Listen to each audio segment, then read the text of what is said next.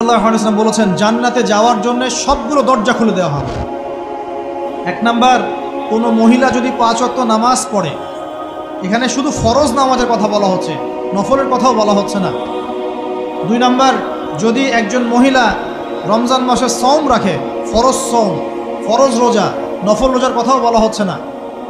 3 number, যদি মহিলা, একজন নারী যদি তার সতীত্বকে হেফাজত করতে পারে, পর্দা মেনে চলতে পারে। এই পর্দা বলতে আমরা ডিজিটাল বোরখা বোঝাচ্ছি না। পোশাকটা এমন হবে না যে পোশাক পরেও গায়ের কাঠামো কতটুকু আটোসাটোটা বোঝা যায়, এই বোরখা চলবে না। বোরখা এমন হবে না, পোশাক এমন হবে না যে বাহির থেকে ভিতরের অঙ্গ দেখা যায়, এই বোরখা চলবে না। পোশাক এমন হবে না যে পোশাকটা পুরুষদের পোশাকের সাথে সাদৃশ্য আছে, গেঞ্জি টি শার্ট পরা যাবে না। পোশাকটা এমন হবে না যেই পোশাকটা অমুসলিমদের সংস্কৃতির সাথে বা ধর্মীয় কালচারের সাথে সাদৃশ্য আছে, এমন পোশাকও চলবে না। যদি কোনো নারী 3 নাম্বার তার লজ্জাস্থানের হেফাজত করতে পারে, মানে শরঈ পর্দা মেনটেন করতে পারে, আর পর্দা করে যদি কলেজে গিয়ে আর ইউনিভার্সিটিতে গিয়ে সহি প্রেমে লিপ্ত হন, তাহলেও পর্দা হবে না। কথা বোঝাতে পারছি না মনে হয়? পর্দা করেও যদি ইউনিভার্সিটিতে গিয়ে গ্রুপ স্টাডি করতে হয় গায়রে মাহরামের সাথে, এই পর্দাও চলবে না। পর্দা মানে পর্দা। পর্দা করে যে দুলা ভাইয়ের সাথে কুটুস কুটুস গল্প করা শুরু করেন, ইডিস পিডিস, চলবে না পর্দা। দেবর আর ভাবি, এখন দেখেন না, দেবর ভাবি, শালি দুলা ভাই, চাচাতো ভাই চাচাতো বোন, কোন জায়গায় সমাজ গিয়েছে জানেন? এমনও নিউজ বাংলাদেশে এসেছে, নাউজুবিল্লাহ বলতে বলতে রুচুতে বাঁধে, যে বাবা মেয়ের সাথে পর্যন্ত জেনা করে ফেলেছে। এই ঘটনা জানেন না? বাংলাদেশে একাধিক ঘটনা ঘটেছে। আস্তাগফিরুল্লাহ, ইন্না লিল্লাহি ওয়া ইন্না ইলাইহি রাজিউন। কোন যুগে আছেন চিন্তা করেন।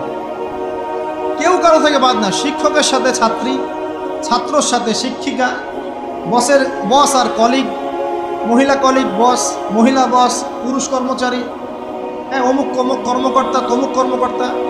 মাঝখানে একটা সিসিটিভির ফুটেজ পাস হয়ে গেল, দেখলেন না কি হইল? মনে আছে? ভুলে গেছেন মনে হয়। একটা টাইটেল, একটি সিসি ক্যামেরা সারা জীবনের কান্না, মনে নাই? ভুলে গেছেন আপনারা? হ্যাঁ, এই যে মনে আছে। তো কে কার থেকে বাদ? ফুফাতো ভাই, চাচাতো বোন, হ্যাঁ, খালাতো বোন, খালাতো ভাই, মানে কাজিন কাজিন, দেবর ভাবি, শালাদুল্লাহ ভাই, শালিদুল্লাহ ভাই, সব দেখবেন জেনা করতেছে না?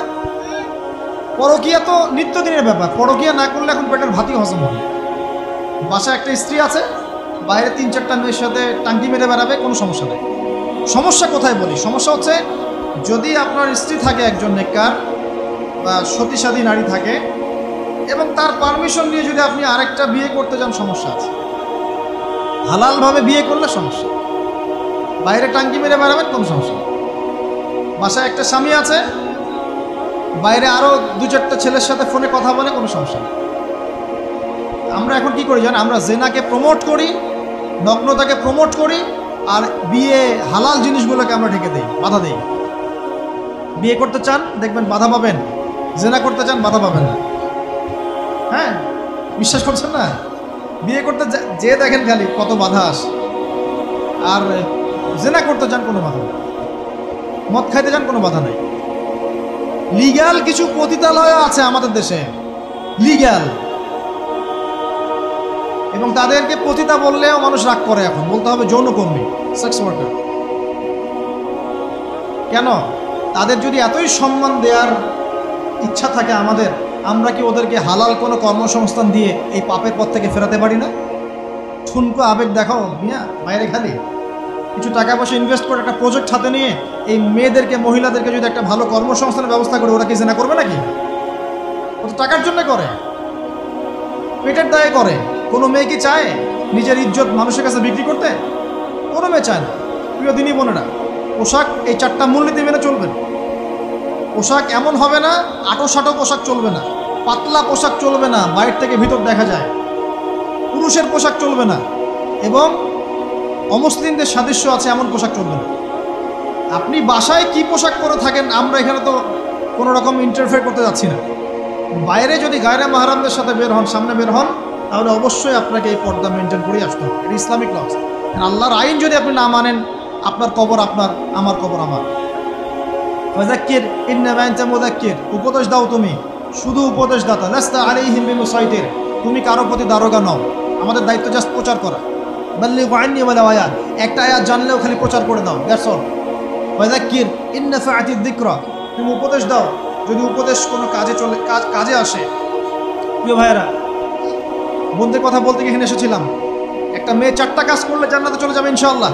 5 ওয়াক্ত নামাজ, ফরজ নামাজ, 2 রমজান মাসের সওম, 3 নাম্বার লজ্জাস্থানের হেফাজত, আর 4 নাম্বার স্বামীর আনুগত্য। স্বামীর কি দেখেন, ফ্যামিলিস্ট মেয়েরা বলবে স্বামীর দাসত্ব। দাসত্ব আনুগত্য এক জিনিস নয়, মনে থাকবে। দাসত্ব আনুগত্য এক জিনিস নয়। আনুগত্য মানে কি? আনুগত্য মানে আপনার স্বামী আপনাকে কোরআন সুন্নাহ মতো চালানোর চেষ্টা করছে, আপনি এটা ফলো করবেন, আনুগত্য। আর আপনার স্বামী যদি আপনাকে কোরআন সুন্নাহর বাইরে যেতে বলে, যদি বলে যে আসো অফিসের কলিগরা আসছে, আমার টেবিলে খাবার পরিবেশন করো, যাবেন না, আপনি আনুগত্য করবেন না। আপনার স্বামী বলছে যে সুন্দর করে সাজুগুজু করো, তো আজকে ঘুরে আসি সাজেক, ঠিক আছে, বাইকের পিছনে বসে আপনাকে নিয়ে যেতে যাচ্ছে, আপনি যাবেন না। বলবেন যে এরকম সাজুগুজু করে গায়রে মাহরামদের সামনে যাওয়া জায়েজ নাই। আনুগত্য কি? কোরআন সুন্নাহ সমর্থিত কাজে আপনি স্বামীকে ফলো করবেন, আনুগত্য। স্বামী যদি এমন কোন আদেশ করে যে আদেশটা কোরআন সুন্নাহর বাইরে যায়, আপনি এখানে কোনো আনুগত্য নাই। একটা হাদিস আছে, লা তুআতা লিমাখলুক ফি মা'সিয়াতিল খালিক, মানে স্রষ্টার অবাধ্যতায় সৃষ্টির কোনো আনুগত্য নাই। আল্লাহর অবাধ্যতায় সৃষ্টির কোনো আনুগত্য নাই। প্রিয় ভাইরা, আল্লাহ পাক এখানে মুমিনদেরকে বলছেন, ইয়া আইয়ুহাল্লাযীনা আমানু, হে মুমিনগণ। কারা মুমিন? উত্তর পেতে হলে চলে যেতে হবে হাদিসে জিবরিলে। কোন হাদিস? হাদিসে জিবরিল, সহিহ মুসলিম হাদিস নাম্বার 9, মিশকাত হাদিস নাম্বার 2। রাসূলুল্লাহ সাল্লাল্লাহু আলাইহি ওয়াসাল্লাম মসজিদে বসে আছেন, এমন সময় একজন ব্যক্তি মসজিদে প্রবেশ করলেন। আমার কি ভাষা বুঝতে পারছেন?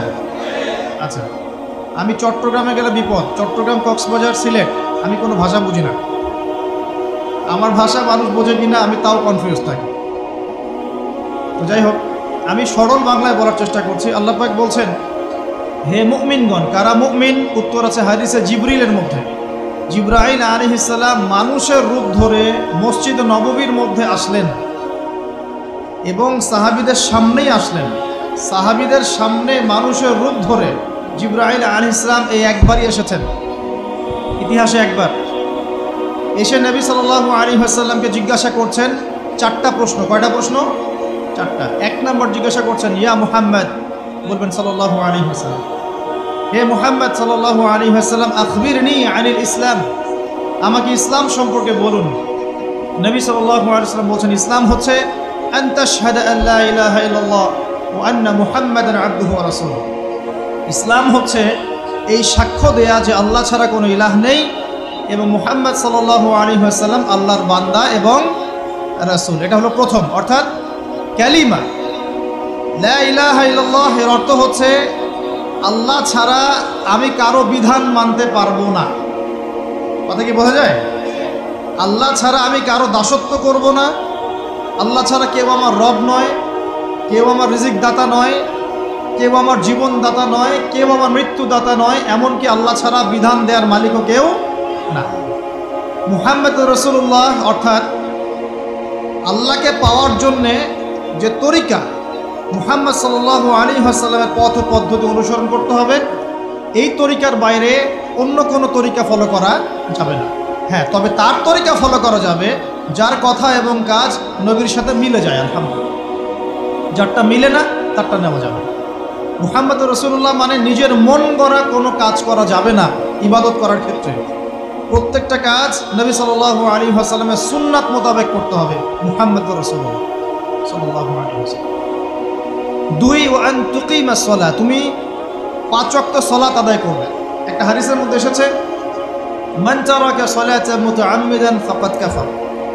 নবী সাল্লাল্লাহু আলাইহি ওয়াসাল্লাম বলেছেন, কোনো ব্যক্তি যদি, মুসলিম ব্যক্তি, ইচ্ছাকৃতভাবে তার উপর অর্পিত ফরজ নামাজ ছেড়ে দেয়, সে ব্যক্তি কুফরি করলো। কি করলো? আর মুয়াজ বিন জাবাল রাদিয়াল্লাহু আনহু নবীজি বলছেন, মান তারাকা সালাতান মুতাআম্মিদান ফাকাদ বারিআত মিন যিম্মাতিল্লাহ। যে ব্যক্তি তার উপর অবধারিত ফরজ নামাজ ছেড়ে দেয়, সে যেন আল্লাহর জিম্মেদারি থেকে মুক্ত হয়ে গেল। আল্লাহর কোনো জিম্মেদারি নাই তার উপর। 90% মুসলিমের দেশে এটা খুবই দুঃখজনক যে আমাদের মধ্যে বেশিরভাগ মানুষ 5 ওয়াক্ত নামাজ পড়ে না। শুধু বড় গলায় কি 90% মুসলিম বললে হবে? যখন 90% মুসলিমের দেশের 100% মুসলিম 5 ওয়াক্ত নামাজ পড়বে, ইসলাম এমনি এমনি প্রতিষ্ঠা হয়ে যাবে ইনশাআল্লাহ তাআলা।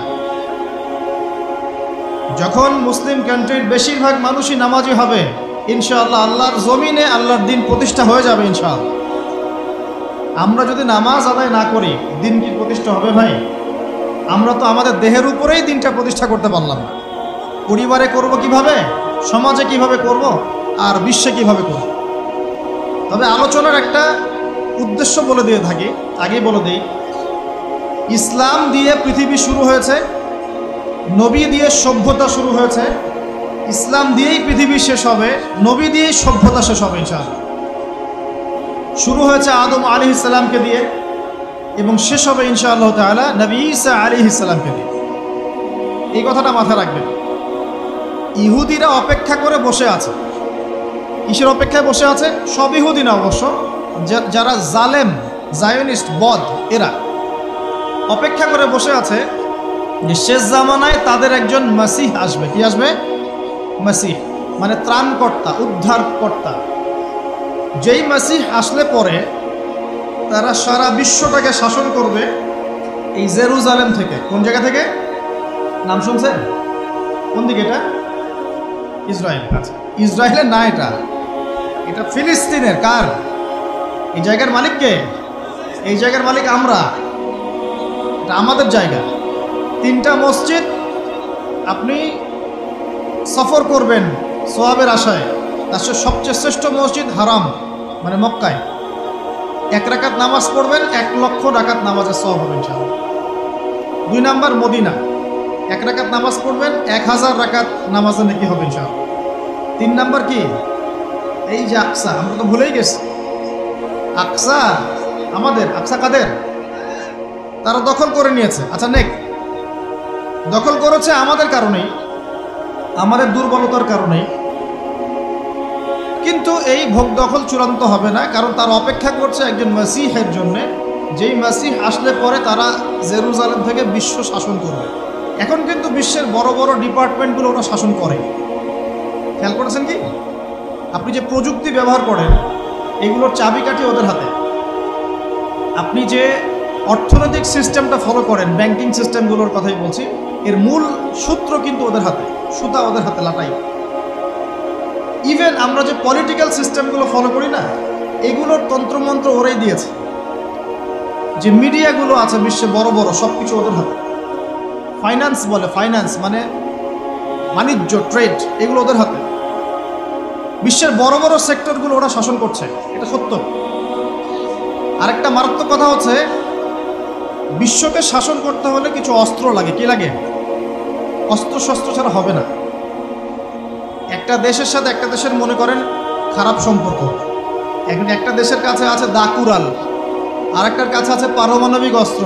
কে জিতবে?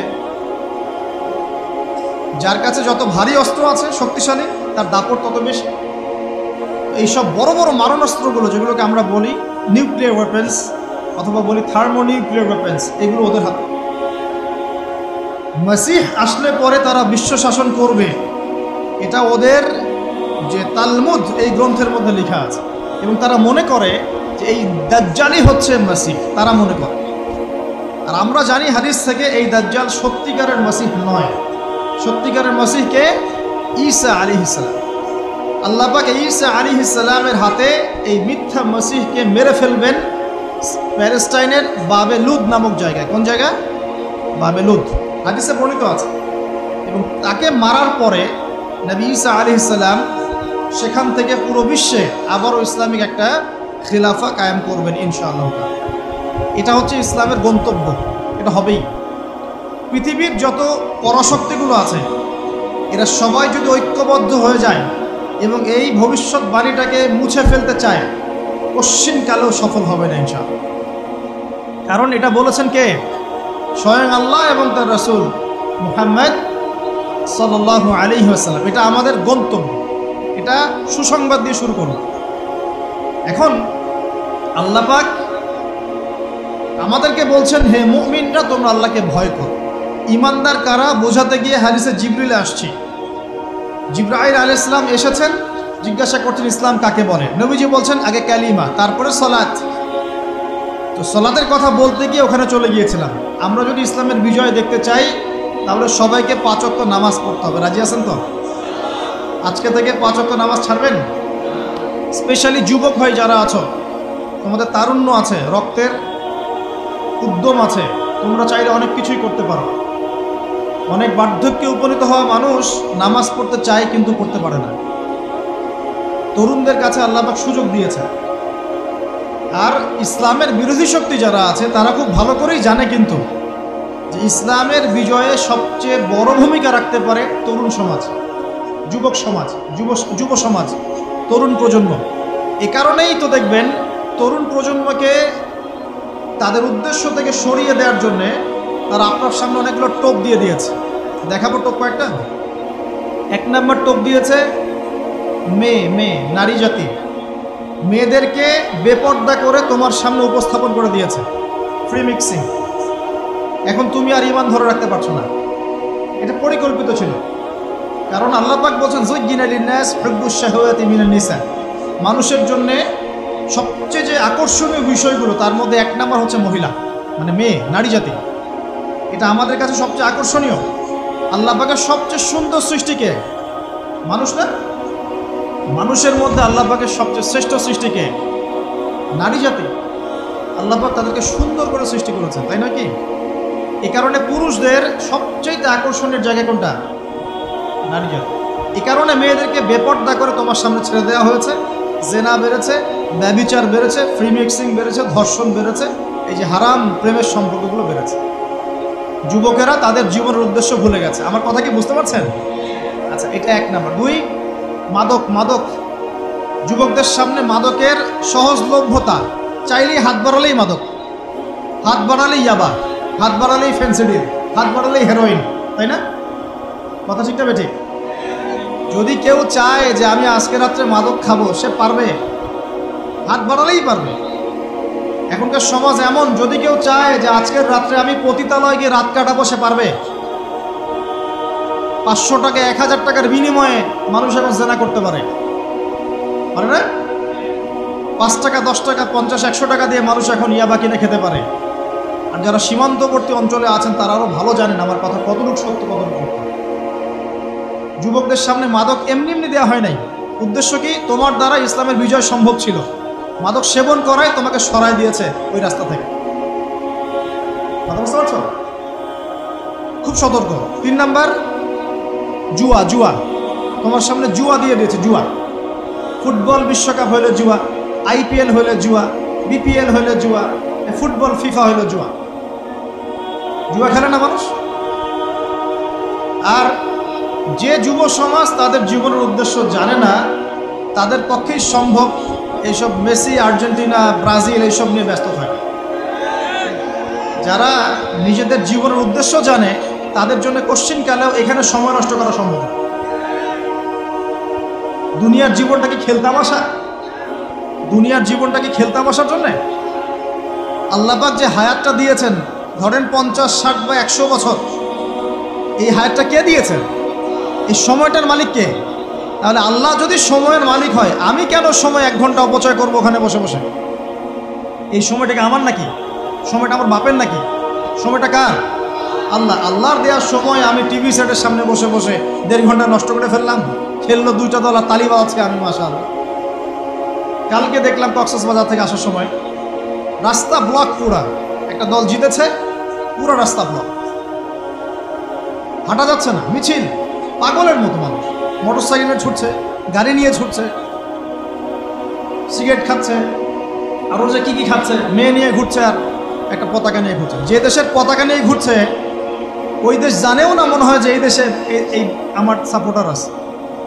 হ্যাঁ, আর খেয়াল করে দেখবেন এই আয়োজনগুলো এখন করানো হচ্ছে মুসলিম দেশগুলোকে দিয়ে। মানে মুসলমানদের অবস্থা দেখলে এখন মনে হচ্ছে সুবহানাল্লাহ, যে হারাম একটা কাজকে জায়েজ করার যে কত তরিকা বের হয়েছে। এখন একটা মুসলিম কান্ট্রি জিতেছে, মানে ভাবখানা এমন যে এই জেতার ফলে আমরা ইসলামী খেলাফত কায়েম করে ফেলেছি। ভাবখানা এমন যে কুফফারদের সাথে মনে হয় যুদ্ধ জিহাদ করে বিশ্বের বুকে ইসলাম কায়েম করে ফেলেছে। ভাবখানা এমন। এই স্টেডিয়ামগুলো করতে কত কোটি বিলিয়ন বিলিয়ন ডলার খরচ করতে হয়েছে, কত শ্রমিক যে এই স্টেডিয়ামগুলো বানাতে মারা গেছে তোমরা জানোই না। কি হচ্ছে এখানে? পশ্চিমারা আসছে, এনজয় করছে, খেলাধুলা হচ্ছে। বিষয়টা কি জানেন? আমাদেরকে এই খেলাধুলার অহেতুক কাজে ব্যস্ত করে দিয়ে ওরা ওদের এজেন্ডা বাস্তবায়ন করছে। দেখবেন যখন যখন রমজান মাস আসে তখন তখন দেখবেন মুসলিম কান্ট্রির উপর নির্যাতন বাড়ে।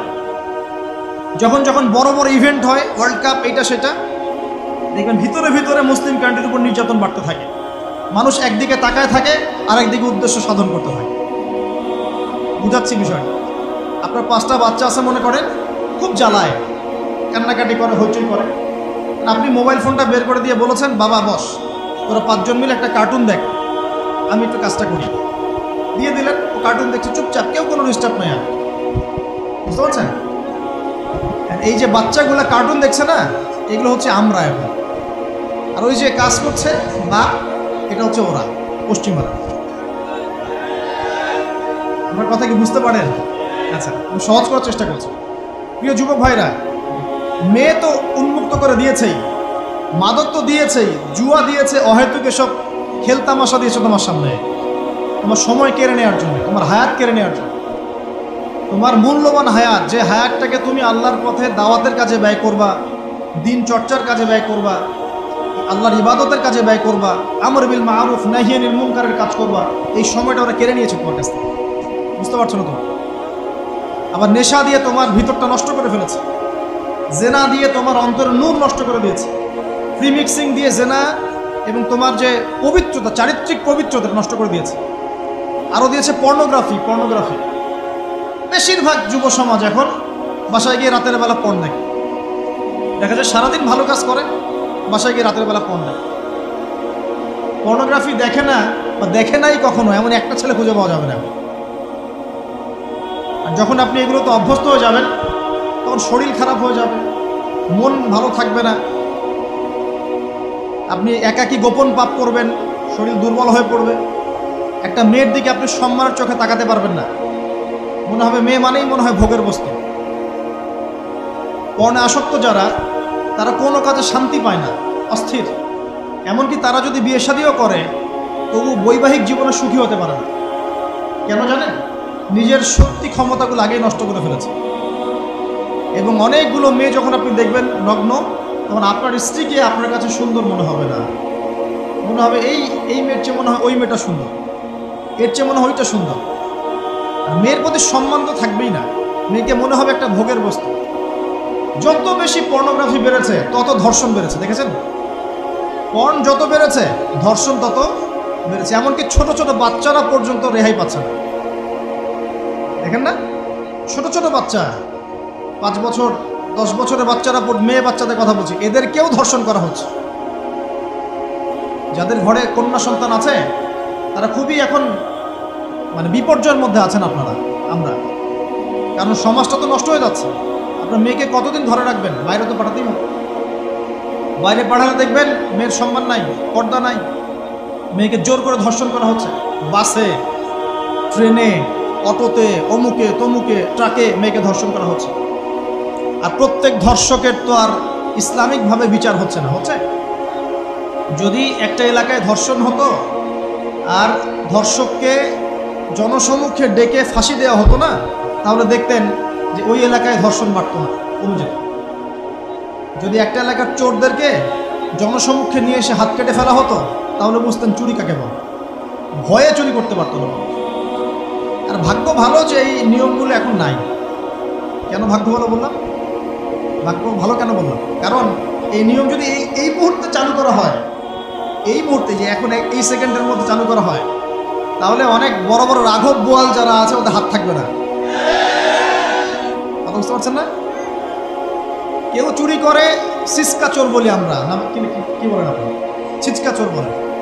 কেউ আছে চুরি করে, পুকুর চুরি করে। সিসকা চোরকে ধরতে পারলে রাস্তাঘাটে কি মাইটটা দেওয়া হয়, তাই না? মনে হয় যে নিজের শক্তি খাটানোর একটাই জায়গা চোর পিটানো। মসজিদে যদি একটা চোর ধরা পড়ে, কি মাইটটা মারে, খুঁটির সাথে বেঁধে একদম জুতা স্যান্ডেল দিয়ে। আর সামনে যে পুকুর চুরি করে বসে আছে, কিছুই করতে পারতেছে। কথা মিথ্যা কথা বলছে? যদি একটা মুসলিম রাষ্ট্রের মধ্যে দুর্নীতি না থাকতো না, মুসলিম রাষ্ট্র বিশ্বকে নেতৃত্ব দিত ইনশাআল্লাহ। যদি কোনো মুসলিম রাষ্ট্রের মধ্যে দুর্নীতিটা না থাকতো না, তাহলে দেখতেন ওই রাষ্ট্র অবশ্যই বিশ্বকে নেতৃত্ব দিত ইনশাআল্লাহ। এমন অনেক অমুসলিম রাষ্ট্র আছে যেগুলো অমুসলিম হওয়া সত্ত্বেও ওদের মধ্যে কোনো দুর্নীতি নাই, জানেন? আল্লাহ পাক আমাদের সবাইকে পরিপূর্ণ মুসলমান হওয়ার তৌফিক দান করুন। দেখেন আল্লাহ পাক বলেছেন, উদখুলু ফিস সিলমি কাফা, তোমরা পরিপূর্ণরূপে ইসলামে প্রবেশ করো।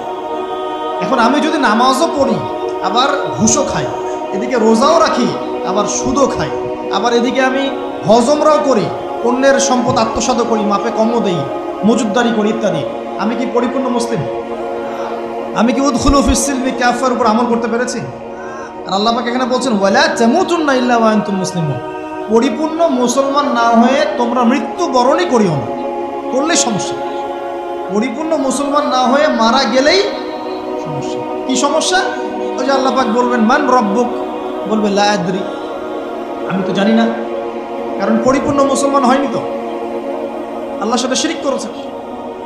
আল্লাহ পাক বলবেন, মা দীনুক, বলবে লা আদরি, আমি জানি না। মা দীনুক উত্তর কেমন করে দিতে পারবে? ইসলামের কিছু অংশ মানে, কিছু অংশ মানে না। ইসলামের কিছু অংশ মানে, নামাজ, রোজা, হজ, যাকাত, তাসবিহ, তাহলিল সবই মানে, কিন্তু সুদ ছাড়তে হবে, ঘুষ ছাড়তে হবে, জেনা করা যাবে না, মদ খাওয়া যাবে না, দুর্নীতি করা যাবে না, মানে না। তাহলে মা দীনুক কি উত্তর দিবে? মান নবিয়ুক, কে নবী? উত্তর কিভাবে সম্ভব? নবীর সুন্নতি তো নাই গায়ের উপর, চেহারায় নাই, কাপড়ে নাই, চলাফেরায় নাই, ওঠা বসায় নাই, ইবাদতে থাকলেও অর্থনীতির মধ্যে নাই, অর্থনীতির মধ্যে থাকলেও সংস্কৃতির মধ্যে নাই, সংস্কৃতিতে থাকলেও সমাজে নাই। নবীর সুন্নত কি খালি ঘরে তসবিহ টেপার মধ্যেই? মানে আমরা খালি সুবহানাল্লাহ সুবহানাল্লাহ পড়বো, এটাই সুন্নত? দাড়ি ছেড়ে দিব, এটাই খালি সুন্নত? টাকনোর উপরে কাপড় পরবো, এটাই কি খালি সুন্নত? সমাজের মধ্যে সুন্নত নাই, অর্থনীতির মধ্যে সুন্নত নাই, ব্যবসা বাণিজ্যের সুন্নত নাই, চাকরি বাকরিতে সুন্নত নাই, পরিবারের সুন্নত নাই, সংস্কৃতির মধ্যে সুন্নত নাই, আর রাষ্ট্রের কথা বললাম না, ওটা বাদ দেন, ওটা এই যুগে সম্ভব না। ইল্লা মাশা আল্লাহ, যদি আল্লাহ পাক না চান। ওইদিকে আমি কথাই বলতে চাচ্ছি না, আমি সমাজ পর্যন্তই আছি, আর এর উপর যাচ্ছি। তো প্রিয় ভাইয়েরা, যুবক ভাইদের কথা বলে আমি সামনে যাব। 1 নাম্বার কি বলেছি? তোমরা সতর্ক থাকবে মেয়ে থেকে। কি থেকে? মেয়ে থেকে 100 হাত দূরে। 100 হাত মানে আমি বলি, পরামর্শ নেই, আমি তোমাদের ভাইয়ের মতো, ছোট হই আর বড় হই, আর আমাকে এইসব আল্লামা শায়েখ এইসব বলার দরকার নাই। আমি একদম তালেবে ইলম, এখানে বড় বড় অনেক আলেম ওলামায়ে কেরাম আছেন, আমি খুব বিব্রত বোধ করছি কথা বল। আমি জানি যে হকপন্থী ওলামায়ে কেরাম যারা, তারা আমাদের মতো অনলাইনেও আসেন না, ফেসবুক ইউটিউবে ভিডিও পাবেন না, এমনও আলেম বাংলাদেশে আছেন জানেন, যারা বহু আলেম তৈরি করছেন, মাদ্রাসা খেদমত করছেন। তাদের সামনে আমাদেরকে যখন এইভাবে টাইটেল দেন, লজ্জা লাগে, বিব্রত বোধ করি। শেখার কোনো শেষ নাই। আমি একসময় মনে করতাম যে আমি যখন ইন্টারমিডিয়েটের পর থেকে চর্চা করা শুরু করছি, অনার্স মাস্টার্স পর্যন্ত, মনে করছি যে হ্যাঁ, মনে হয় ইসলাম সম্পর্কে ভালোই জানছি। তারপর যখন কওমি আলেমদের কাছে পড়তে শুরু করলাম, বলি এগুলো ভিতরের কথা, খোলামেলা বলি, গল্প করছি আপনাদের সাথে, রাগ করছেন নাকি? তখন বুঝলাম যে বিগত 5-7 বছরে তো আমি কিছু পড়াশোনা করছি বলে মনে হচ্ছে না। যেমন একটা হাদিস শো করে বললাম যে ওস্তাদ, এই যে আল্লাহ রাসূল সাল্লাল্লাহু আলাইহি ওয়াসাল্লাম বলেছেন যে একজন মুমিন ব্যক্তি আর একজন মুমিন ব্যক্তির আয়না স্বরূপ। কি স্বরূপ? আয়না স্বরূপ। তো আমি যদি অনলাইনে কোনো ভাইয়ের ভুল ধরিয়ে দেই সমালোচনার মাধ্যমে, তাহলে কি আমি হাদিসের উপর আমল করলাম না? তখন অবস্থা মিটি মিটি হাসছেন, বলছেন যে তোমার তো টুকটাক অ্যারাবিক গ্রামারের বেস ভালোই, তোমার কি মনে হয়? তাই আমি বললাম যে আমার কাছে তো এটাই মনে হচ্ছে যে আমি যদি সমালোচনা করি আমি তো এই আমর বিল মারুফ নাহি আনিল মুনকারের কাজই করলাম। তো তিনি বলছেন আসলে এই হাদিসের ব্যাখ্যা এমন হয়। কেমন ব্যাখ্যা? তুমি কি খেয়াল করো নাই? আমাকে বলছো তুমি কি খেয়াল করো নাই? তুমি যখন আয়নার সামনে গিয়ে দাঁড়াও তখন আয়না কিন্তু তোমার সাথে কথা বলে না, আয়না নীরব থাকে, স্থির থাকে, কিন্তু তোমার দোষ ত্রুটি কোথায় আয়না কিন্তু দেখিয়ে দেয়। মনে করেন, বোঝাচ্ছি, মনে করেন আপনার গাল কেটে গেছে, আপনি আয়নার সামনে দাঁড়িয়েছেন, আয়না কিন্তু আপনাকে বলে দিবে না এই যে তোমার গাল কাটা, এই ছেলে তোমার গাল কাটা, হ্যাঁ এই মেয়ে, এই ছেলে তোমার এই সমস্যা ওই সমস্যা, বলবে? চুপচাপ থাকবে, আয়না দেখিয়ে দিবে আপনার ভুলটা কোথায়। তিনি আমাকে হাদিসের ব্যাখ্যা শেখাচ্ছেন, বলছেন যে একজন মুমিন ভাই যদি কোনো ভুলের উপর থাকে, তুমি সঠিকটা আমল করে ওর সামনে দাঁড়িয়ে দেখিয়ে দিবে যেটা সঠিক। বুঝলাম, যতদিন যাচ্ছে আমি বুঝতে পারছি যে আসলে এই জ্ঞানের সমুদ্র যে কত গভীর, 100 বছর হায়াত দিলেও মনে হয় শেষ করতে পারবো না। প্রিয় যুবক ভাইরা, নসিহত করছি, সেটা হচ্ছে যে দিনের জ্ঞান অর্জন করতে হবে। জ্ঞান অর্জনের কোনো বিকল্প নাই। আর জ্ঞান অর্জনের জন্য শুধুমাত্র ফেসবুক ইউটিউব যথেষ্ট নয়, এগুলো কনস্ট্রাকটিভ কোনো মাধ্যম নয়, বরং ফেতনা ছড়াবে এগুলো কিন্তু বেশিরভাগ ক্ষেত্রে ফেতনাই ছড়াচ্ছে। আপনার কাছে মনে হচ্ছে হয়তো যে অনেক কিছু লাইভ হচ্ছে, আমরা পাচ্ছি, হ্যাঁ অনলাইনের মাধ্যমে জানছি, হ্যাঁ ঠিক আছে, স্বীকার করি ভালো আছে, কিন্তু মন্দটা অনেক বেশি। এর মধ্য দিয়ে আলেমে বিভক্তি হয়ে গেছে, এর মধ্য দিয়ে একে অপরের সাথে আমাদের সম্পর্ক নষ্ট হয়ে যাচ্ছে, গীবত, তহমত, সমালোচনা, কাদা ছড়াছড়ি সংস্কৃতি বাড়ছে, ঐক্য বিনষ্ট হচ্ছে, অনেক সমস্যা হচ্ছে। আর এগুলো কনস্ট্রাকটিভ সিলেবাস নয়। সিলেবাস আপনাকে ওলামায়ে কেরামের কাছে এসে জানতে হবে। আমি বলছি 1 নাম্বার কোরআন থাকবে, আপনাদের জেনারেলদের জন্য বলছি, কারণ আপনাদের জন্য এটা এত সহজ হবে না। মাদ্রাসা যারা পড়া শুরু করেছেন ছোটোবেলা থেকে তাদের জন্য সহজ, আপনাদের জন্য এত সহজ নয়। সিলেবাসগুলো জেনে রাখেন। কোরআন পড়তে হবে আগে, পবিত্র কোরআনের বিশুদ্ধ তেলাওয়াত শিখতেই হবে, এবং প্রত্যেক দিন চেষ্টা করবেন 1 পৃষ্ঠা 2 পৃষ্ঠা, আধা পারা 1 পারা করে তেলাওয়াত করার জন্য। তেলাওয়াতের কোনো বিকল্প নাই, প্রত্যেক হরফে 10 নেকি পাবেন ইনশাআল্লাহ। এরপরে এর ভাষা আছে, কোরআনিক গ্রামার আছে, নাহুসর, আর এই বইগুলো আপনি একা পড়তে পারবেন না। এই বইগুলো পড়তে হলে ওস্তাদ লাগবেই। এক একটা বই 2 বছর করে পড়তে হইতে পারে, পড়তে হবে। যদি আপনি কোরআন জানতে চান, বুঝতে চান, পড়তে হবেই। আর যদি মনে করেন না আমার এত জানা বোঝার দরকার নাই, সেটা আলাদা বিষয়, তখন আপনি ওলামায়ে কেরামের কাছে গিয়ে জিজ্ঞাসা করে মাসআলা নিয়ে নেবেন। এখানে একটা কথা বলে দিই, এখন আবার একটা নতুন আমি ফিতনাই বলবো বের হয়েছে যে আলেম ওলামার প্রয়োজন নাই, কোরআন হাদিস বাসায় পড়বা, নিজে একা একাই মুস্তাহিদ হয়ে যাবা। অনেক দিনই ভাইকে দেখছি আমি, যুবক জানি, তার আগে বিপদগামী ছিলেন, হেদায়েত হয়ে ইসলামের দিকে এসেছেন, এখন প্রথমেই সহিহ বুখারী টান দিয়ে পড়াশোনা করতে। কে বললো আপনাকে প্রথমে সহিহ বুখারী পড়তে? আপনি কি এক লাভ দিয়ে এই মেডিকেল সায়েন্সের বই পড়তে যাবেন? এত কঠিন কঠিন বই আগে কেন? এই বইগুলো পড়তে ওলামায়ে কেরামের 15-20 বছর সময় লাগে। 15-20 বছর সময়, 15 বছর বেশি বলে ফেলছে মনে হয়। আমাদের মতো হলে 20 বছর লাগে। কঠিন বই আগে না, আগে সহজ বইগুলো পড়তে হতো। তো ভাবখানা তখন দেখা যায় এমন, কয়েকটা হাদিসের কিতাব পড়ে, কোরআনের কিছু অনুবাদ করে, আলেম ওলামার আর দরকার নাই, কোনো মাযহাবেরও দরকার নাই, আমি নিজে একাই মুস্তাহিদ। এটা একটা ফিতনা চলছে। তো আমি বুঝাচ্ছি আপনাকে, একটা মাসআলা ধরেন আপনার সামনে আসলো, মনে করেন ওই যে আমি পেপার মানি নিয়ে কথা বলেছিলাম না, কাগজের টাকা, এরপর আসছে ক্রিপ্টোকারেন্সি। কি আসছে? নাম শুনেন নাই? ইলেকট্রনিক মানি তো চলে আসছে, যে ইলেকট্রনিক মানি দিয়ে আপনারা লেনদেন করছেন না, এরপরে আসবে ক্রিপ্টোকারেন্সি। ক্রিপ্টোকারেন্সি মানে বিটকয়েন। এগুলো ভবিষ্যৎবাণী না, কিন্তু কিছু মানুষ মনে করে এগুলো ভবিষ্যৎবাণী। এগুলো ভবিষ্যৎবাণী না, এগুলো বর্তমান। অলরেডি পৃথিবীর কিছু কিছু দেশে চলে আসছে, হয়তো বা এদেশেও অচিরে আসবে। তো মনে করেন এখন আপনি একজন সাধারণ মানুষ, ক্রিপ্টোকারেন্সি কী জিনিস আপনি বোঝেন না। এখন আপনি একজন আলেমের কাছে আসলেন, এসে বললেন যে হুজুর ক্রিপ্টোকারেন্সি কী জিনিস আমি বুঝি না, এটা হালাল না হারাম, জায়েজ না জায়েজ, কতটুকু রাখা যাবে রাখা যাবে না, মাসআলা দেন।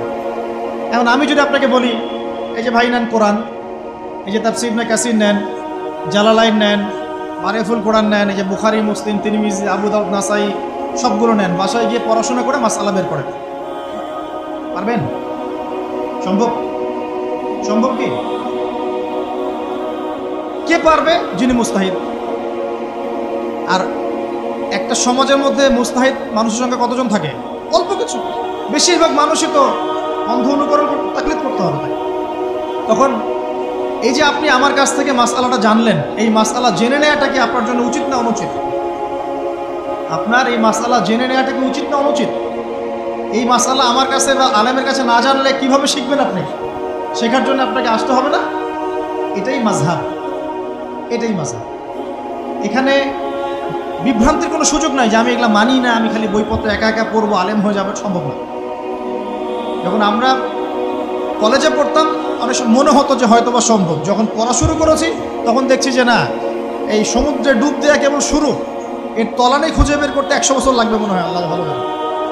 আল্লাহু আকবার। দিনের জ্ঞান তো বেশি। আলী রাদিয়াল্লাহু আনহু একটা কথা বলে দিই, দিয়ে সামনে যাচ্ছি। আলী রাদিয়াল্লাহু আনহু শেষ বয়সে বলছেন, তাকে প্রশ্ন করা হচ্ছে যে আপনার কি কোনো দুঃখ আছে জীবনে? আলী রাদিয়াল্লাহু আনহু বলছেন যে আমি শুরু থেকে নবী সাল্লাল্লাহু আলাইহি ওয়াসাল্লামের পাশে ছিলাম, আমার দুঃখ নাই, তবে একটা মনের কষ্ট। কি? আমি যে জ্ঞানগুলো শিখেছি নবীর কাছ থেকে সাল্লাল্লাহু আলাইহি ওয়াসাল্লাম, সেই জ্ঞান বিতরণ করার জন্য কোনো পাত্র খুঁজে পেলাম না। কি গভীর কথা! যে জ্ঞান শিখেছি এটা বিতরণ করার পাত্রই খুঁজে পেলাম না। তাহলে পাত্র, আমরা তো পাত্র, জ্ঞান বিতরণ করবেন ওলামায়ে কেরাম। পাত্র আমরা যদি পরিষ্কার না হয় জ্ঞান কিভাবে পাবেন? সম্ভব? আরেকটা বিষয় বলে দেই, যখন আপনি জ্ঞানের চর্চায় মাঠে নামবেন, আল্লাহ পাক আপনার সম্মানার্থে ফেরেশতার পাখা আপনার পায়ের নিচে বিছিয়ে দিবেন ইনশাআল্লাহ। আর যখন আপনি জ্ঞান চর্চা করে আলেম হবেন ইনশাআল্লাহ তাআলা, আপনার জন্যে আসমান জমিনের সমস্ত মাখলুক, এমনকি সমুদ্রের নিচের মাছ, গর্তের ভিতরের পিপিলিকা, সবাই আল্লাহর কাছে আপনার জন্য ইস্তেগফার করবে ইনশাআল্লাহ। একটা হাদিসে নবীজি বলেছেন যে আকাশের চাঁদটাকে তোমরা যেমন দেখো উজ্জ্বল অন্য নক্ষত্রগুলোর তুলনায়, ঠিক তেমনি সাধারণ মানুষের উপরে একজন আলেমের মর্যাদা এমন। প্রিয় ভাইয়েরা, যুবক ভাইদেরকে বলছি, স্পেশালি আজকের লেকচারটা স্পেশালি তোমাদের জন্যে, এই ফাঁদগুলো থেকে বেঁচে থাকবে এবং এলেম অর্জন করবে। এলেম অর্জনের কোনো বিকল্প নাই, এবং এলেম অর্জনের জন্য সিলেবাস লাগবে। আর অনেক বইপত্র একা একা পড়তে পারবে না, আলেম ওলামাদের সংস্পর্শ লাগবেই, অন্যথায় পারবে না। এর পাশাপাশি আপনি সিরাতের বই পড়বেন, ইতিহাস পড়বেন, ইসলামিক অর্থনীতি পড়বেন, হ্যাঁ, ভূরাজনৈতিক প্রেক্ষাপটের বইগুলো পড়বেন, এগুলো ঠিক আছে। এবং জেনারেল লাইনে যেখানে পড়াশোনা করছেন এই পড়াশোনাও কন্টিনিউ করবেন, এবং আপনার প্রতিভা দিয়ে আপনার জায়গা থেকেই ইসলামের খেদমত করবেন ইনশাআল্লাহ। পারা যাবে না? আল্লাহ তৌফিক দান করুন। যুবক ভাইদের সামনে এই ফাঁদ। কেন ফাঁদ? কারণ যুবক ভাইরা যদি জীবনের উদ্দেশ্য জেনে ফেলে এবং ইসলাম প্রতিষ্ঠার কাজে আত্মনিয়োগ করে, তাহলে কুফার শক্তি পালানোর জায়গা খুঁজে পাবে না ইনশাআল্লাহ। প্রিয় ভাইরা, আল্লাহ রাব্বুল আলামিন বলছেন মুমিনদেরকে, হে মুমিনরা, তোমরা আল্লাহকে ভয় করো। দেখুন, 6টা পিলারে বিশ্বাস না করা পর্যন্ত কেউ মুমিন হয় না। কয়টা পিলার? 1 নাম্বার হচ্ছে আল্লাহর প্রতি বিশ্বাস। 1 নাম্বার আল্লাহর প্রতি বিশ্বাস। 2 ফেরেশতা মণ্ডলীর প্রতি বিশ্বাস। 3 আসমানি কিতাব সমূহে বিশ্বাস। 4 নবী রসুলগণের প্রতি বিশ্বাস। 5 পরকালের প্রতি বিশ্বাস। এবং 6 তাকদীরের ভালো মন্দের প্রতি বিশ্বাস। এই 6টা পিলারকে মনে বিশ্বাস করতে হয়, মুখে স্বীকৃতি দেওয়া লাগে এবং কাজেও বাস্তবায়ন করতে হয়, তারপর আপনি মুমিন হবেন ইনশাআল্লাহ। আল্লাহ পাক বলছেন আমাদেরকে, এই মুমিনদেরকে তোমরা আল্লাহকে ভয় করো, ভয় করার মতো ভয় করো। এটার ব্যাখ্যা কি? ভয় করা মানে কি? শুধু নেক আমল করা মানেই আল্লাহকে ভয় করা নয়। আল্লাহ পাকের যত নিষেধ আছে এই নিষেধগুলো ছেড়ে দেওয়ার নাম হলো আল্লাহকে ভয় করা। যদি আমি নামাজ পড়ি, প্রমাণিত হবে না যে আমি আল্লাহকে ভয় করি। হারাম ছেড়ে নামাজ পড়েন, হালাল খেয়ে নামাজ পড়েন, প্রমাণ হবে আপনি আল্লাহকে ভয় করেন। নামাজ পড়াটা একটু সহজ কাজ, কিন্তু এই হারাম রিজিক ছেড়ে দেয় এত সহজ কাজ না। রোজা রাখা সহজ কাজ তুলনামূলক, কিন্তু সুদ ঘুষ ছেড়ে দেওয়া এত সহজ কাজ নয়। তাসবিহ তাহলিল করা সহজ কাজ, কোরআন তেলাওয়াত করাও সহজ কাজ তুলনামূলক, কিন্তু ওই বোনের সম্পত্তি তাকে ফিরিয়ে দেওয়া এত সহজ নয়। অন্য মুসলিম ভাইয়ের মান সম্মান রক্ষা করা তো সহজ নয়, পরিবারে পর্দা এবং নামাজ কায়েম করা তো সহজ নয়, এবং এই সুদ ঘুষ দুর্নীতি অন্যের সম্পদ আত্মসাৎ থেকে বের হয়ে আসা এত সহজ নয়। তাকওয়া মানে কি? পরিপূর্ণরূপে ইসলামে প্রবেশ করা, আল্লাহ পাকের যাবতীয় হুকুম আহকাম মেনে চলা, আদেশও এবং নিষেধ। আল্লাহ পাক বলছেন শেষে, ওয়ালা তামুতুন্না ইল্লা ওয়া আনতুম মুসলিমুন। একজন নবীর কথা খালি বলবো, বিশৃঙ্খলা করেন না, একটু ধৈর্যের সাথে বসেন। আমরা খুব লম্বা আলোচনা করব না, একটু বসেন, শেষ করে দিচ্ছি আস্তে আস্তে। আর যদি কারো কোনো প্রশ্ন থেকে থাকে এভাবে চিরকুট আকারে আমাদের এখানে দিতে পারেন ইনশাআল্লাহ। মুসলিম না হয়ে মৃত্যুবরণ করো না। আল্লাহ পাকের কালাম পবিত্র কোরআনের মধ্যে সূরা হজ নামে একটা সূরা আছে। এখানে আল্লাহ পাক সূরা হজের মধ্যে ইব্রাহিম আলাইহিস সালামের কথা বলছেন যে হুয়া সাম্মাকুমুল মুসলিমিন। ইব্রাহিম আলাইহিস সালাম সেই নবী যিনি তোমাদের নাম মুসলিম দিয়েছেন। কি দিয়েছেন? আচ্ছা, ইব্রাহিম আলাইহিস সালামের দুটো ঘটনা বলবো খালি, আমি আপনাকে ইসলাম দেখাচ্ছি কি জিনিস। দেখুন, তার স্ত্রীকে আল্লাহ পাক বলছেন রেখে আসো, হাজেরা আলাইহিস সালামকে রেখে আসো মক্কার কাবা ঘরের কাছে, যেখানে কোনো মানুষ নাই, কোনো খাবার পানি কিচ্ছু নাই, সাথে ছোট সন্তান ইসমাইল। দেখেন, রেখে আসার সময় কিন্তু ইব্রাহিম আলাইহিস সালাম আল্লাহকে বলেন নাই যে আল্লাহ আমি আমার স্ত্রী সন্তানকে ওখানে কেন রেখে আসো, এর পিছনে যুক্তি কি, এর পিছনে বিজ্ঞান কি, এর পিছনে দর্শন কি জিজ্ঞেস করেছিলেন? আল্লাহ পাক বলেছেন সামি'না আতা'না। সন্তান বড় হয়েছে, আল্লাহ পাক বলছেন তাকে জবাই করতে হবে। তিনি সন্তানকে গিয়ে বলছেন ইয়া বুনাইয়া ইন্নী আরা ফিল মানামি আন্নী আসবাহুক, আমি স্বপ্নে দেখছি তোমাকে জবাই করছি, ফানজুর মাযা তারা, তোমার কি রায় আমাকে বলো। সন্তান বলছে এবার ইয়া আবাতি, হে আমার আব্বা, ইফআল মা তু'মার, আপনাকে যে আদেশ করা হয়েছে সে আদেশ আপনি পালন করেন। সাতাজিদুনি ইনশাআল্লাহু মিনাস সাবিরিন, ইনশাআল্লাহ আপনি আমাকে ধৈর্যশীল পাবেন। কে বলছে এটা? ইসমাইল। ইসমাইলের মধ্যে কি এখনকার তরুণদের জন্য আদর্শ নাই? যে বয়সে ইসমাইল আলাইহিস সালাম বলছেন আব্বা আমাকে জবাই করে দেন, কোনো সমস্যা নাই, ইনশাআল্লাহ আপনি আমাকে ধৈর্যশীল পাবেন, ওই বয়সের আমাদের তরুণ প্রজন্ম টিকটক প্রজন্ম, ওই বয়সে আমাদের তরুণ প্রজন্ম কিশোর গ্যাংয়ে যোগ দিয়েছে, জেনা করেছে, মাদক খাচ্ছে, জুয়া খেলছে, এই যে জার্সি গাইতে ঘুরে বেড়াচ্ছে। দেখেন, এই ওয়াজে আসার সময় দেখলাম যে কিছু ছেলে দাঁড়িয়ে আছে ওখানে, কি হচ্ছে ওখানে দাঁড়ায়, বক্তা এখন আসে নাই, সিগারেটের প্যাকেট থেকে সিগারেট বের করে টান দিচ্ছে ওখানে। বক্তা তখন আসে, টান দিয়ে যায়, তারপর বসে। মাদক বলতে কি বোঝো তোমরা? খালি গাঁজা, ইয়াবা, ফেন্সিডিলি মাদক? সিগারেটটা মাদক না? জর্দা খাই, এটা কি মাদক না? এগুলো মাদকের মধ্যে পড়ে, এগুলো ফ্যাশন হয়ে গেছে এখন। আল্লাহ পাক তোমাদেরকে এগুলো থেকে হেফাজত করুন। আমি দেখেন, ইসমাইল বলছেন হে আমার আব্বা আমাকে আপনি জবাই করে দেন যদি আল্লাহ আদেশ করে থাকেন, আমাকে ধৈর্যশীল পাবেন ইনশাআল্লাহ। মা বোনদের জন্য বলছে এখানে একটা কথা, দেখুন প্রিয় মা বোনরা ভালো করে শুনুন। দেখুন, ইসমাইল আলাইহিস সালামকে কিন্তু তার বাবা বড় করেন নাই। ইসমাইল আলাইহিস সালাম বড় হয়েছেন মক্কায় তার মায়ের কাছে, হাজরা আলাইহিস সালামের কাছে।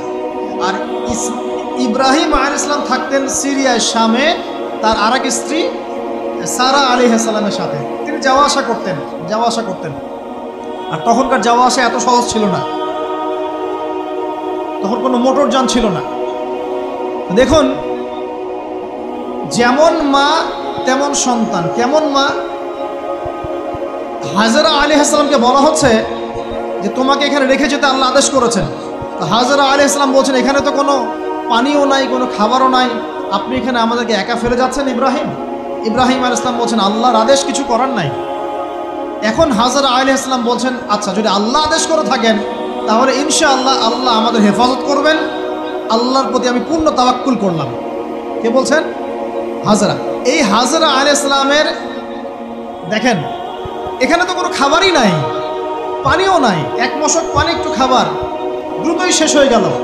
শেষ হওয়ার পর তিনি ছোটাছুটি করছেন, suffer Marwah suffer Marwah suffer Marwah, কোথাও যদি একটু পানি পাওয়া যায়। কি তাওয়াক্কুল আল্লাহর প্রতি, ছোটাছুটি করছেন। বাচ্চা ইসমাইল কান্নাকাটি করছে। মায়ের এই ছোটাছুটি আল্লাহর কাছে এত পছন্দ হয়েছে, যতদিন হজ থাকবে এই হাজরা আলাইহিস সালামের স্মৃতির সাথে জড়িত এই সাই থাকবে। এবং এই ঘটনা আল্লাহর কাছে এত পছন্দ হয়ে গেল যে আল্লাহ পাক জিবরাইল আলাইহিস সালামকে পাঠিয়ে জামজাম কূপের পানি বের করে দিলেন, যেই কূপের পানি জীবনে কখনো শেষ হয় না, পানি খেলে খিদাও লাগে না। চিন্তা করে দেখেন, গ্যালন গ্যালন পানি যাচ্ছে, গ্যালনের পর গ্যালন জামজাম থেকে প্রত্যেক দিন। এমনকি মদিনায় গেলেও আপনি জামজামের পানি পাবেন, মসজিদে কুবায় গেলেও জামজামের পানি পাবেন। আর পৃথিবীর বিভিন্ন জায়গায় তো আমরা নিয়ে আসছি। শেষ হয়েছে? পানির স্তর 1 ইঞ্চি পর্যন্ত নিচে নামে নাই, নেমেছে? দেখেন, আল্লাহর প্রতি যখন মানুষ পূর্ণ তাওয়াক্কুল করে তখন আল্লাহর মারিফত নেমে আসে। যখন মানুষ আল্লাহর প্রতি পূর্ণ তাওয়াক্কুল করে ফেলবে তখন আল্লাহ পাক আধ্যাত্মিকত্ব দিয়ে দিবেন। এটা কি বিজ্ঞান দিয়ে ব্যাখ্যা করা যায়? একজন ফেরেশতা আসলো, পাখা দিয়ে আঘাত করলো, মাটি থেকে ঝর্ণা বের হওয়া শুরু হলো। এখনকার বিজ্ঞান বিশ্বাস করবে? কোনো যুক্তি দর্শন বিশ্বাস করবে? করবে না। এই যে মা, তাওয়াক্কুল কারিনী মা, তার গর্ভ থেকে জন্ম নিয়েছে ইসমাইলের মতো সন্তান, যে বলছে আব্বা আমাকে জবাই করতে চাইলে করে দেন, কোনো সমস্যা নাই, আল্লাহর ইনশাআল্লাহ আপনি আমাকে ধৈর্যশীল পাবেন। এই জন্য বলি, আমাদের পরিবারের মায়েরা যদি হাজরা আলাইহিস সালামের মতো হতে না পারে তাহলে ইসমাইলের মতো প্রজন্ম তৈরি হবে না।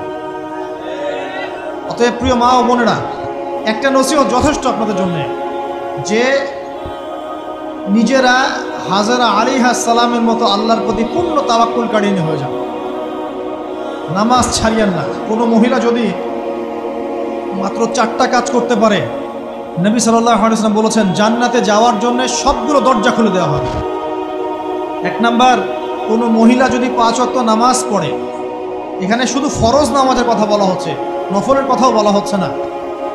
2 নাম্বার, যদি একজন মহিলা রমজান মাসে সওম রাখে, ফরজ সওম, ফরজ রোজা, নফল রোজার কথাও বলা হচ্ছে না। 3 নাম্বার, যদি মহিলা, একজন নারী যদি তার সতীত্বকে হেফাজত করতে পারে, পর্দা মেনে চলতে পারে। এই পর্দা বলতে আমরা ডিজিটাল বোরখা বোঝাচ্ছি না। পোশাকটা এমন হবে না যে পোশাক পরেও গায়ের কাঠামো কতটুকু আটোসাটোটা বোঝা যায়, এই বোরখা চলবে না। বোরখা এমন হবে না, পোশাক এমন হবে না যে বাহির থেকে ভিতরের অঙ্গ দেখা যায়, এই বোরখা চলবে না। পোশাক এমন হবে না যে পোশাকটা পুরুষদের পোশাকের সাথে সাদৃশ্য আছে, গেঞ্জি টি শার্ট পরা যাবে না। পোশাকটা এমন হবে না যেই পোশাকটা অমুসলিমদের সংস্কৃতির সাথে বা ধর্মীয় কালচারের সাথে সাদৃশ্য আছে, এমন পোশাকও চলবে না। যদি কোনো নারী 3 নাম্বার তার লজ্জাস্থানের হেফাজত করতে পারে, মানে শরঈ পর্দা মেনটেন করতে পারে, আর পর্দা করে যদি কলেজে গিয়ে আর ইউনিভার্সিটিতে গিয়ে সহি প্রেমে লিপ্ত হন, তাহলেও পর্দা হবে না। কথা বোঝাতে পারছি না মনে হয়? পর্দা করেও যদি ইউনিভার্সিটিতে গিয়ে গ্রুপ স্টাডি করতে হয় গায়রে মাহরামের সাথে, এই পর্দাও চলবে না। পর্দা মানে পর্দা। পর্দা করে যে দুলা ভাইয়ের সাথে কুটুস কুটুস গল্প করা শুরু করেন, ইডিস পিডিস, চলবে না পর্দা। দেবর আর ভাবি, এখন দেখেন না, দেবর ভাবি, শালি দুলা ভাই, চাচাতো ভাই চাচাতো বোন, কোন জায়গায় সমাজ গিয়েছে জানেন? এমনও নিউজ বাংলাদেশে এসেছে, নাউজুবিল্লাহ বলতে বলতে রুচুতে বাঁধে, যে বাবা মেয়ের সাথে পর্যালোচনা করে ফেলেছে। এই ঘটনা জানেন না? বাংলাদেশে একাধিক ঘটনা ঘটেছে। আস্তাগফিরুল্লাহ, ইন্না লিল্লাহি ওয়া ইন্না ইলাইহি রাজিউন। কোন যুগে আছেন চিন্তা করেন। কেউ কারো থেকে বাদ না, শিক্ষকের সাথে ছাত্রী, ছাত্রর সাথে শিক্ষিকা, বসের বস আর কলিগ, মহিলা কলিগ বস, মহিলা বস, পুরুষ কর্মচারী, হ্যাঁ, অমুক কর্মকর্তা, তমুক কর্মকর্তা। মাঝখানে একটা সিসিটিভির ফুটেজ পাস হয়ে গেল, দেখলেন না কি হইল? মনে আছে? ভুলে গেছেন মনে হয়? একটা টাইটেল, একটি সিসি ক্যামেরা সারা জীবনের কান্না, মনে নাই? ভুলে গেছেন আপনারা? হ্যাঁ, এই যে মনে আছে। তো কে কার থেকে বাদ? ফুফাতো ভাই, চাচাতো বোন, হ্যাঁ, খালাতো বোন, খালাতো ভাই, মানে কাজিন, দেবর ভাবি, শালাদুল্লাহ ভাই, শালিদুল্লাহ ভাই, সব দেখবেন জেনা করতেছে না? পরকীয়া তো নিত্যদিনের ব্যাপার। পরকীয়া না করলে এখন পেটের ভাতই হজম হয়। বাসায় একটা স্ত্রী আছে, বাইরে 3-4টা মেয়ের সাথে টাঙ্কি মেরে বেড়াবে, কোনো সমস্যা নেই। সমস্যা কোথায় বলি? সমস্যা হচ্ছে যদি আপনার স্ত্রী থাকে একজন নেককার বা সতীসাধী নারী থাকে, এবং তার পারমিশন নিয়ে যদি আপনি আরেকটা বিয়ে করতে যান, সমস্যা আছে। হালালভাবে বিয়ে করলে সমস্যা, বাইরে টাঙ্কি মেরে বেড়াবেন, কোনো সমস্যা নেই। বাসায় একটা স্বামী আছে, বাইরে আরও 2-4টা ছেলের সাথে ফোনে কথা বলে, কোনো সমস্যা নেই। আমরা এখন কি করি জানেন? আমরা জেনাকে প্রমোট করি, নগ্নতাকে প্রমোট করি, আর বিয়ে হালাল জিনিসগুলোকে আমরা ঢেকে দিই, বাধা দিই। বিয়ে করতে চান দেখবেন বাধা পাবেন, জেনা করতে চান বাধা পাবেন না। হ্যাঁ, বিশ্বাস করছেন না? বিয়ে করতে যে দেখেন খালি কত বাধা আসে, আর জেনা করতে চান কোনো বাধা, মদ খাইতে চান কোনো বাধা নাই। লিগ্যাল কিছু পতিতালয় আছে আমাদের দেশে, লিগ্যাল, এবং তাদেরকে পতিতা বললেও মানুষ রাগ করে। এখন বলতে হবে যৌনকর্মী, সেক্স ওয়ার্কার। কেন? তাদের যদি এতই সম্মান দেওয়ার ইচ্ছা থাকে আমাদের, আমরা কি ওদেরকে হালাল কোনো কর্মসংস্থান দিয়ে এই পাপের পথ থেকে ফেরাতে পারি না? ঠুনকো আবেগ দেখাও মিয়া, বাইরে খালি কিছু টাকা পয়সা ইনভেস্ট করে একটা প্রজেক্ট হাতে নিয়ে এই মেয়েদেরকে, মহিলাদেরকে যদি একটা ভালো কর্মসংস্থানের ব্যবস্থা করে, ওরা কি জেনা করবে নাকি? ও তো টাকার জন্য করে, পেটের দায়ে করে। কোনো মেয়ে কি চায় নিজের ইজ্জত মানুষের কাছে বিক্রি করতে? কোনো মেয়ে চায় না। প্রিয় দিনই বোনেরা, পোশাক এই 4টা মূলনীতি মেনে চলবেন। পোশাক এমন হবে না, আটো-সাটো পোশাক চলবে না, পাতলা পোশাক চলবে না, বাইরে থেকে ভিতর দেখা যায়, পুরুষের পোশাক চলবে না, এবং অমুসলিমদের সাদৃশ্য আছে এমন পোশাক চলবে না। আপনি বাসায় কি পোশাক পরে থাকেন, আমরা এখানে তো কোনো রকম ইন্টারফেয়ার করতে যাচ্ছি না। বাইরে যদি গায়রে মাহরামদের সাথে বের হন, সামনে বের হন, তাহলে অবশ্যই আপনাকে এই পর্দা মেনটেন করেই আসতে হবে। এটা ইসলামিক লস। আল্লাহর আইন যদি আপনি না মানেন, আপনার কবর আপনার, আমার কবর আমার। ফাযাক্কির ইন্নামা আনতা মুযাক্কির, উপদেশ দাও তুমি, শুধু উপদেশ দাতা। লাস্তা আলাইহিম বিমুসাইতির, তুমি কারো প্রতি দারোগা নও। আমাদের দায়িত্ব জাস্ট প্রচার করা। বাল্লিগু আন্নী ওয়ালাউ আয়া, একটা আয়াত জানলেও খালি প্রচার করে দাও, দ্যাটস অল। ফাযাক্কির ইন নাফাআতিদ যিকরা, তুমি উপদেশ দাও যদি উপদেশ কোনো কাজে আসে। প্রিয় ভাইয়েরা, বন্ধুদের কথা বলতে গিয়ে এখানে এসেছিলাম। একটা মেয়ে 4টা কাজ করলে জান্নাতে চলে যাবে ইনশাআল্লাহ। 5 ওয়াক্ত নামাজ, ফরজ নামাজ, 2 রমজান মাসের সওম, 3 নাম্বার লজ্জাস্থানের হেফাজত, আর 4 নাম্বার স্বামীর আনুগত্য। স্বামীর কি দেখেন, ফ্যামিলিস্ট মেয়েরা বলবে স্বামীর দাসত্ব। দাসত্ব আনুগত্য এক জিনিস নয়, মনে থাকবে। দাসত্ব আনুগত্য এক জিনিস নয়। আনুগত্য মানে কি? আনুগত্য মানে আপনার স্বামী আপনাকে কোরআন সুন্নাহ মতো চালানোর চেষ্টা করছে, আপনি এটা ফলো করবেন, আনুগত্য। আর আপনার স্বামী যদি আপনাকে কোরআন সুন্নাহর বাইরে যদি বলে যে আসো, অফিসের কলিগরা আসছে, আমার টেবিলে খাবার পরিবেশন করো, যাবেন না আপনি, আনুগত্য করবেন না। আপনার স্বামী বলছে যে সুন্দর করে সাজুগুজু করো, আজকে ঘুরে আসি সাজেক, ঠিক আছে, বাইকের পিছনে বসে আপনাকে নিয়ে যেতে যাচ্ছে, আপনি যাবেন না। বলবেন যে এরকম সাজুগুজু করে গায়রে মাহরামদের সামনে যাওয়া জায়েজ নাই। আনুগত্য কি? কোরআন সুন্নাহ সমর্থিত কাজে আপনি স্বামীকে ফলো করবেন, আনুগত্য। স্বামী যদি এমন কোন আদেশ করে যে আদেশটা কোরআন সুন্নাহর বাইরে যায়, আপনি এখানে কোনো আনুগত্য নাই। একটা হাদিস আছে, লা তাআতা লি মাখলুক ফি মা'সিয়াতিল খালিক, মানে স্রষ্টার অবাধ্যতায় সৃষ্টির কোনো আনুগত্য নাই। আল্লাহর অবাধ্যতায় সৃষ্টির কোনো আনুগত্য নাই। প্রিয় ভাইরা, একটা আয়াত আমাদের জন্য যথেষ্ট হবে ইনশাআল্লাহ। মুমিন আমরা মুমিন না? আল্লাহ বিশ্বাস করি কি না? ফেরেশতায় বিশ্বাস করি না? নবী রাসূল আসমানি কিতাবে, পরকাল, তাকদীরে বিশ্বাস করি তো? আমরা সবাই ইসলামের বিজয় চাই কি না? আমরা সবাই পরিপূর্ণ মুসলমান হতে চাই কি না? আমরা চাই কি না যে আমাদের সাথে সাথে আমাদের পরিবারটাও জান্নাতে যাক? আমরা চাই কি না যে আমাদের সমাজটাও ইসলামের আলো আলোকিত হোক? চাই কি না? যদি চাই প্রিয় ভাইয়েরা, আমার 10টা নসিহত। কয়টা? 10টা, জাস্ট 10টা লাইন বলবো, আর আপনাদের ধৈর্য নষ্ট করছেন। 1, জ্ঞান অর্জনের যে কথা বলেছি, জ্ঞান শুধু অর্জন নয়, জ্ঞানের বিপ্লব ঘটাতে হবে। পারবেন ইনশাআল্লাহ? যে যেখানে পড়াশোনা করছেন করেন, কিন্তু ইসলামিক পড়াশোনা বাদ দিয়ে নয়। দিনের জ্ঞান আগে অর্জন করতে হবে, বাল্য বয়সে অর্জন করতে হবে। আল্লাহ তৌফিক দান করুন। 2 নাম্বার, প্রত্যেক দিন কোরআনকে সময় দিবেন। কি করবেন? প্রত্যেক দিন কোরআনকে সময় দিবেন। প্রত্যেক দিন মিনিমাম 1 ঘন্টা করে হলেও কোরআন তেলাওয়াত করার চেষ্টা করেন। পারবেন ইনশাআল্লাহ?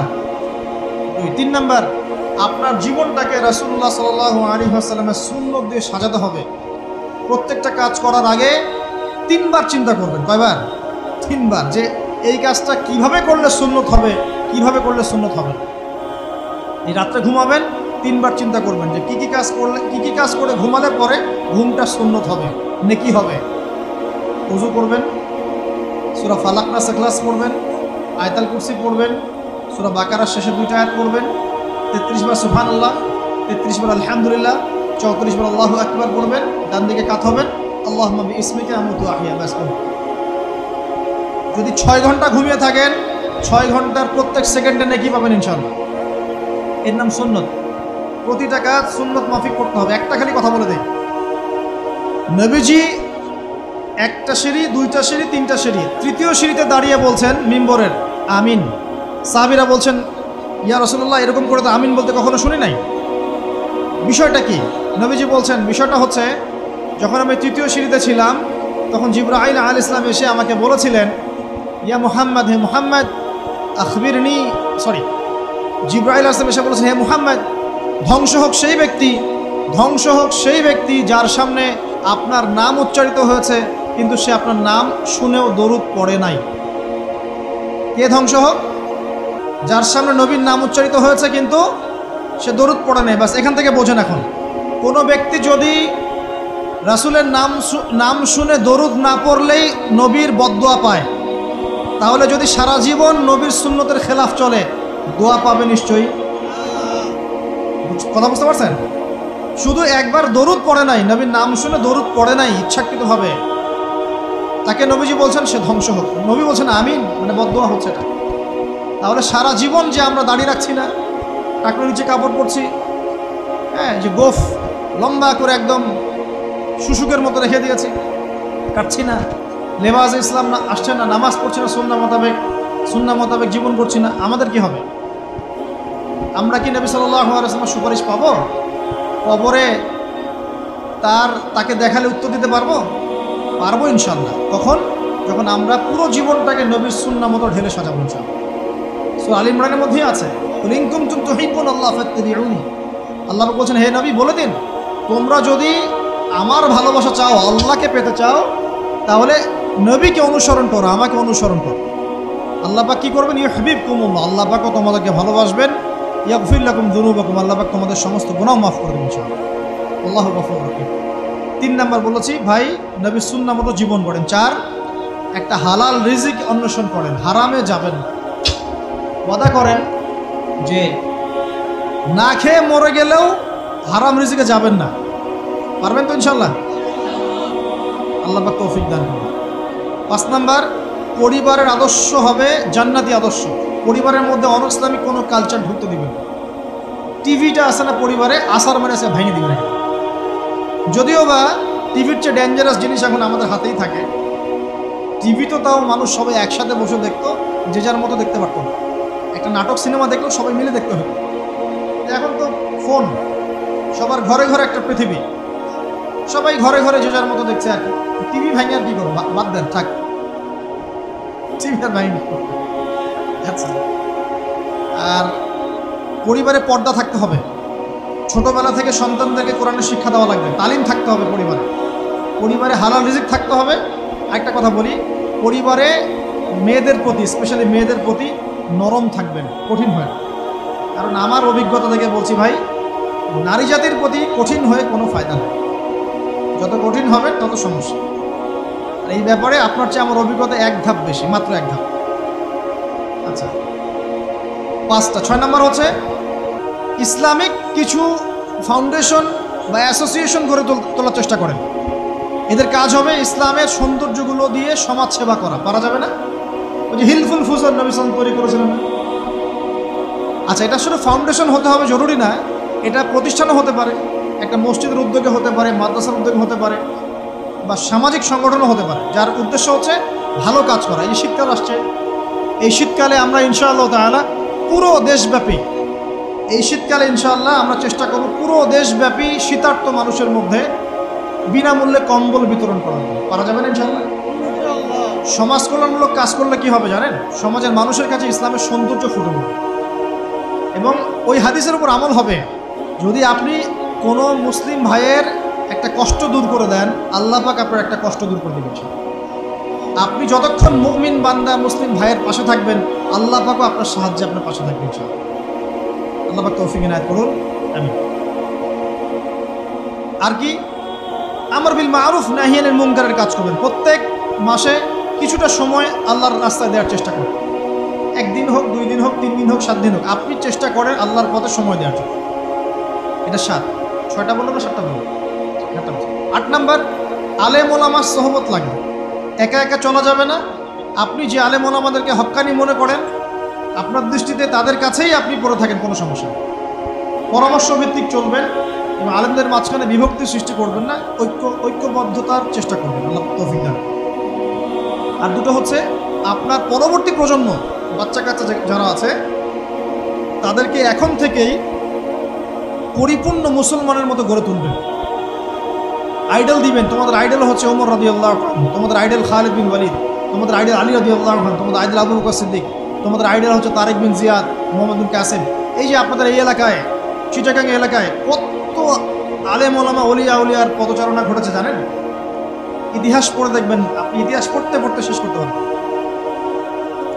সেই মুঘলদের আগে পর্তুগিজরা, তার আগে আরও মানুষ এসেছে, আরও বণিকরা এসেছে, সুফি দরবেশরা এসেছেন, পীর সাহেবরা এসেছিলেন, বড় বড় আল্লাহর ওলিরা এসেছেন, আসেন নাই? অনেক যুদ্ধ বিগ্রহ জিহাদ হয়েছে এখানে। এমনি এমনি তো ইসলাম পায়নি এই এলাকার মানুষ। ইসলাম এখানে প্রচার করা হয়েছে, প্রতিষ্ঠা করা হয়েছিল। ইবনে বতুতা এখানে এসেছিলেন। হিস্ট্রি পড়ে দেখেন। তো আমাদের পরবর্তী জেনারেশনকে শেখাতে হবে আমাদের শেকড় কোনটা, আমাদের শেকড় ওদেরকে চেনাতে হবে। পারবো না ইনশাল্লাহ? আর সবশেষ কথা হচ্ছে ভাই, যে আমাদের মা বোনদেরকে খাস পর্দা রাখার চেষ্টা করেন, কোনোভাবেই যেন তাদের ইজ্জত আবরু কেউ সম্ভ্রম নষ্ট করতে না পারে। আল্লাহ পাক আমাদের সবাইকে এই আদর্শগুলো মেনে চলার তৌফিক ইনায়াত করুন, আমিন। أقول قولي هذا أستغفر الله لي ولكم ولسائر المسلمين بارك الله لنا ولكم من آياته تعالى وجوابك. একটা প্রশ্ন আছে,